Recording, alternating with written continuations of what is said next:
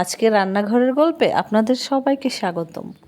আজ তৈরি করব একদমই ঘরোয়াভাবে সুস্বাদু মুরগির ঝোল, যা খেলে মায়ের হাতের স্বাদ মনে পড়ে যাবে।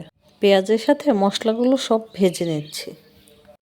এই মশলা ভাজার সময় যে একটা ঘ্রাণ আসে না, ঘ্রাণটা কিন্তু খুবই সুন্দর।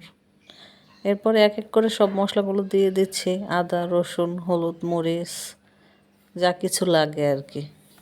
এরপরে একটু পানি দিয়ে ভালো মতো কষিয়ে নিতে হবে। যত কষাবে ততই রান্নাটা বেশি মজা হবে। মুরগি কেটে মাংসগুলো আমি আগেই ধুয়ে রেখেছিলাম। তারপর সব মাংসগুলো দিয়ে দেব।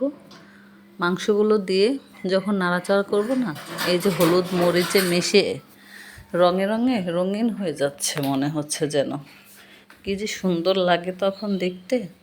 আর একটা ঘ্রাণ যে আসে, মনে হয় যে চারপাশ ঘ্রাণে মো মো করে।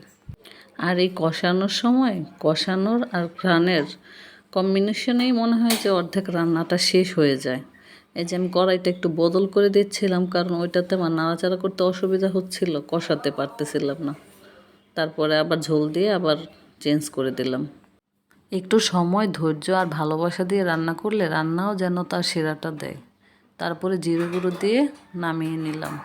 এই যে কত সুন্দর হয়েছে। এখন আমি বাটিতে পরিবেশন করে নিচ্ছি, তারপরে খাওয়ার পালা হবে। কেমন হয়েছে কালারটা মুরগির, সবাই অবশ্যই জানাবেন।